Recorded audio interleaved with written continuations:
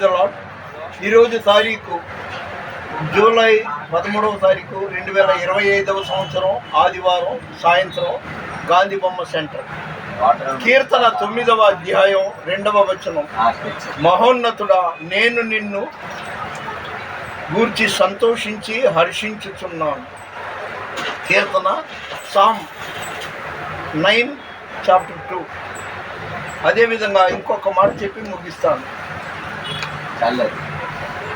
లయకారుడు బయలుదేరుతున్నాడంట. నహూము 2వ అధ్యాయం 1వ వచనం.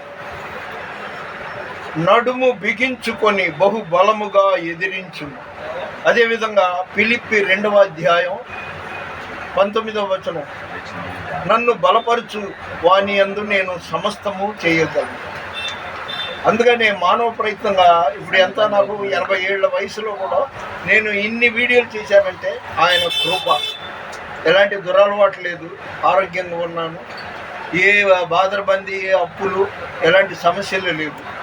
ఎంతసేపు ఆయనతో ఉన్నాను, ఆయన ఎందుకు సంతోషిస్తున్నాను. నా ప్రార్థన ద్వారా కొందరికి మేళ్ళు జరిగింది, ఉపకారాలు జరిగిందంటే నా శక్తి ఏం కాదు, ఆయన్ని నమ్మాను, ఆయనతో ఆరాధిస్తూ ప్రార్థిస్తూ గడుపుతున్నాను. కాబట్టి మీరైనా సరే మంచి అలవాట్లు, మంచి ఆలోచనలు కలిగి ఉన్నారంటే దేవుడు మిమ్మల్ని కూడా ఆశీర్వాదిస్తాడు. నువ్వు మంచోడివి, నువ్వు చెడ్డోడివి అని ఆయన ఏమి ఇచ్చేయడు. ఆయన కడుపు నిండా తిను, కంటి నిండా పడుకో, తల్లిదండ్రులను పూజించు, నీ కుటుంబాన్ని జాగ్రత్తగా చూసుకో అంటున్నాడు. నువ్వు ఏ కులమైనా ఏ మతమైనా. మన వినికిడిలో దేవుడు కొన్ని మాటలు దీవించును గాక. ప్లీజ్ దయచేసి లైక్ చేయండి, షేర్ చేయండి, సబ్స్క్రైబ్ చేయండి. దేవుని పరిచయంలో మీ రత్నం ఫ్రాన్సిస్. God bless you.